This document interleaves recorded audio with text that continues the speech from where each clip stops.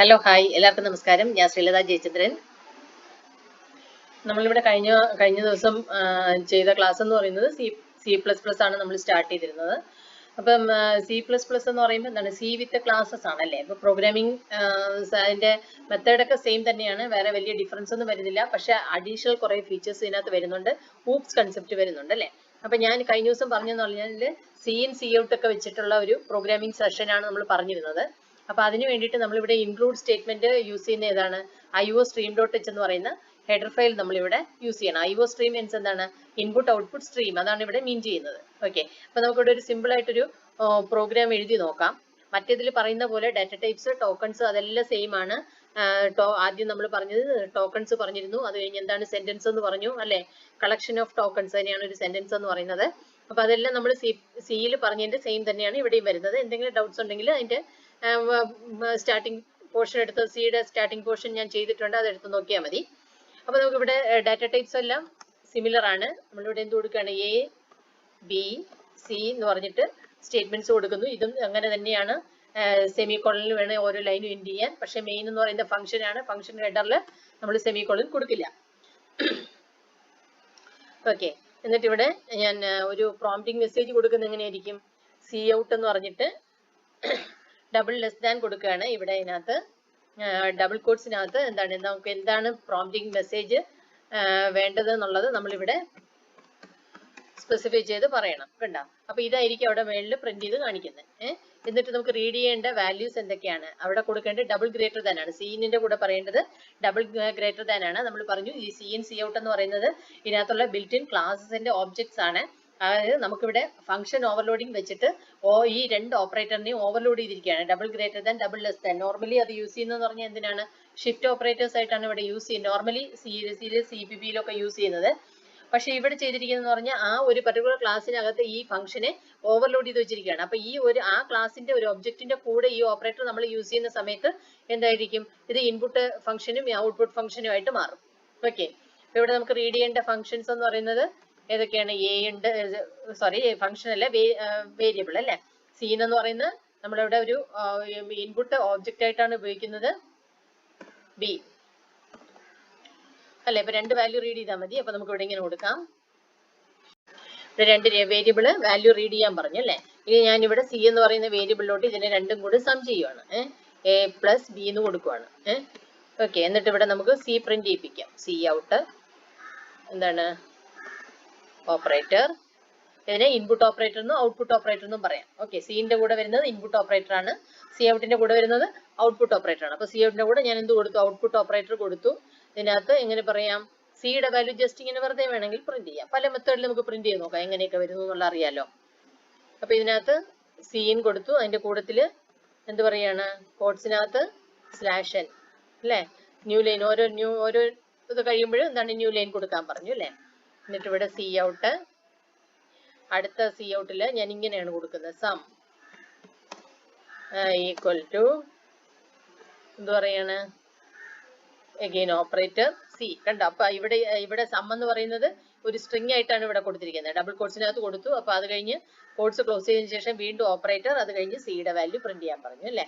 ഇവിടെ നമുക്ക് എന്ത് പറയാം, ഒരു ന്യൂ ലൈൻ ഇട്ട് കൊടുക്കാം, /n അല്ലെ. അടുത്ത സി ഔട്ട് ഞാൻ ഇങ്ങനെ കൊടുക്കാൻ പോണേ, സി ഔട്ട് എയുടെ വാല്യൂ പ്രിന്റ് ചെയ്യണം. അത് കഴിഞ്ഞിട്ട് അഗൈൻ ഓപ്പറേറ്റർ, കോഡ്സിനകത്ത് സ്പേസ് ഇട്ടു, ഒരു പ്ലസ് സിമ്പൽ ഇട്ടു, അഗൈൻ സ്പേസ്, കോഡ്സ് ക്ലോസ് ചെയ്തു, വീണ്ടും ഓപ്പറേറ്റർ, ബിയുടെ വാല്യൂ ഓപ്പറേറ്റർ അല്ലേ. ഇനി എന്താണ്, കോഡ്സിനകത്ത് സ്പേസ് ഇട്ടു, ഈക്വൽ ടു ഇട്ടു, സ്പേസ് ഇട്ടു. കണ്ടോ, നമുക്ക് ഫോർമാറ്റ് എങ്ങനെയാണോ ആവശ്യം അതനുസരിച്ചിട്ട് നമ്മൾ അവിടെ സ്ട്രിങ്ങും വേരിയബിളും മിക്സ് ചെയ്തിട്ട് നമുക്ക് കൊടുക്കാൻ പറ്റും. മനസ്സിലായോ. ഇവിടെ ഏറ്റവും ലാസ്റ്റിലായിട്ട് ഞാൻ get ch കൊടുത്തു. get ch പലതവണ നമ്മൾ പറഞ്ഞിട്ടുള്ളതാണ്. ആക്ച്വലി അതൊരു ഇൻപുട്ട് ഫംഗ്ഷൻ ആണ്, ഇൻപുട്ട് റീഡിന് വേണ്ടിയിട്ടാണ് അത് അവിടെ വെയിറ്റ് ചെയ്യുന്നത്. ഓക്കെ, അപ്പൊ നമുക്കൊന്ന് റൺ ചെയ്ത് നോക്കാം. ഓക്കെ, അതിനകത്ത് ഞാൻ ചേഞ്ച് ചെയ്ത് മാറിപ്പോയി, അത് stdio എന്നാണ് കിടന്നത്, അത് മാറ്റിയിട്ട് എന്തൊക്കെയാ IO stream.h എന്ന് മാറ്റി. ഇനി നമുക്കൊന്നുകൂടെ കമ്പൈൽ ചെയ്ത് Alt+C കൊടുത്തിട്ട് കമ്പൈൽ ചെയ്യാം, എറർ ഇല്ല. Alt+R കൊടുത്തിട്ട് റൺ ചെയ്യാം. കണ്ടോ, എൻ്റെ 2 നമ്പേഴ്സ് വന്നു. ഞാൻ 10ഉം അടുത്തത് വാല്യൂ 20 ആയിട്ട് കൊടുത്തു. കണ്ടോ, ആദ്യത്തതിനകത്ത് എന്താ വന്നത്, 30 എന്ന് പ്രിന്റ് ചെയ്തു അല്ലെ, സം 30 എന്ന് പ്രിന്റ് ചെയ്തു. അടുത്ത എന്താണ്, സം ഈക്വൽ ടു 30 എന്ന് പ്രിന്റ് ചെയ്തു. അടുത്ത പ്രിന്റ് എന്തായിരുന്നു, 10 + 20 ഈക്വൽ ടു 30 എന്ന് പ്രിന്റ് ചെയ്തു. ഓക്കെ അല്ലേ? അപ്പം ഇത്രയാണ് നമ്മൾ വളരെ സിമ്പിൾ ആയിട്ട് ചെയ്തൊരു പ്രോഗ്രാം അല്ലേ. അപ്പം നമുക്ക് ഇതിനെ തന്നെ പല രീതിയിൽ നമുക്കത് മോഡിഫൈ ചെയ്ത് നോക്കാം. നമ്മളിത് റീഡ് ചെയ്തു. റീഡ് ചെയ്തതിന് ശേഷം ഇനി നമുക്ക് വേണ്ടത് എവിടെയാണ്, ഇവിടെ ഇത് മുതലുള്ള വേണ്ട അല്ലേ. ഇത്രയും പോർഷൻ ഞാൻ കട്ട് ചെയ്യുവാണ്. Alt E കൊടുത്തിട്ട് കട്ട് ചെയ്യും. ഓക്കെ, ഇനിയിപ്പോൾ നമ്മൾ 2 നമ്പർ റീഡ് ചെയ്തു. നമുക്ക് ഇഫ് ഒരു സിമ്പിൾ ആയിട്ട് ഒരു ഇഫ് സ്റ്റേറ്റ്മെന്റ് കൊടുത്തു നോക്കാം. If A greater than B ആണെന്ന് ചെക്ക് ചെയ്തു. ആണെങ്കിൽ എന്ത് ചെയ്യാൻ പറഞ്ഞു, സി ഔട്ട് ഔട്ട്പുട്ട് ഓപ്പറേറ്റർ എന്താണ്, എ ഈസ് ഗ്രേറ്റർ എന്ന് കൊടുത്തു അല്ലേ. എൽസ്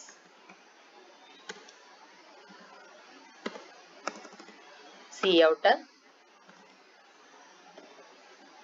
ഏതാണ്, ബി ഈസ്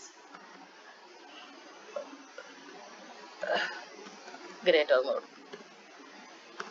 ഓക്കെ, ഇവിടെ സിമ്പിൾ ഇഫ് ആണ് കൊടുത്തിരിക്കുന്നത്. നമ്മളിവിടെ ഇഫ് സ്റ്റേറ്റ്മെന്റ്, ലൂപ്പിംഗ് സ്റ്റേറ്റ്മെന്റ്, ഇതെല്ലാം നമ്മൾ സിയിൽ എന്താണോ കൊടുക്കുന്നത് അത് തന്നെയാണ് ഇവിടെയും വരുന്നത്. വേറെ ഡിഫറൻസ് ഒന്നും അതിനകത്ത് വരുന്നില്ല. അപ്പൊ ഇതിനകത്തൊന്ന് കമ്പൈൽ ചെയ്ത് നോക്കാം. ഓക്കെ, എറർ ഫ്രീ ആണ്. റൺ ചെയ്യാം.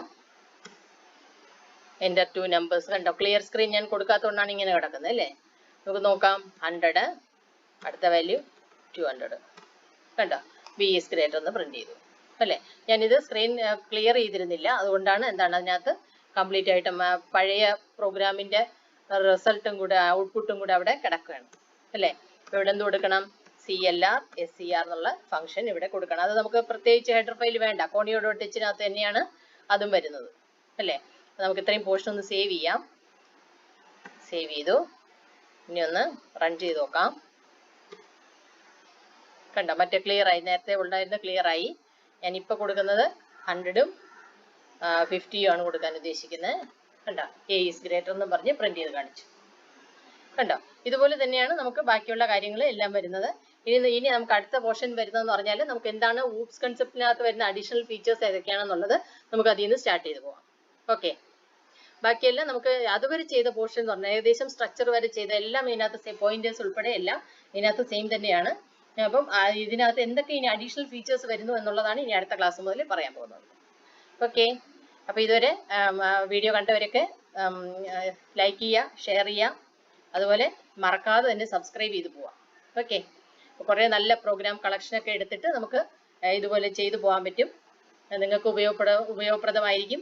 അപ്പം നിങ്ങൾക്ക് വേണ്ട ഫ്രണ്ട്സിനോ റിലേറ്റീവ്സിനോ ആർക്കൊക്കെയും ഉപകാരപ്രദമായിട്ടുണ്ടെങ്കിൽ അവർക്കൊക്കെ ഒന്ന് ഷെയർ ചെയ്യാം, സപ്പോർട്ട് ചെയ്യാം. ഓക്കെ.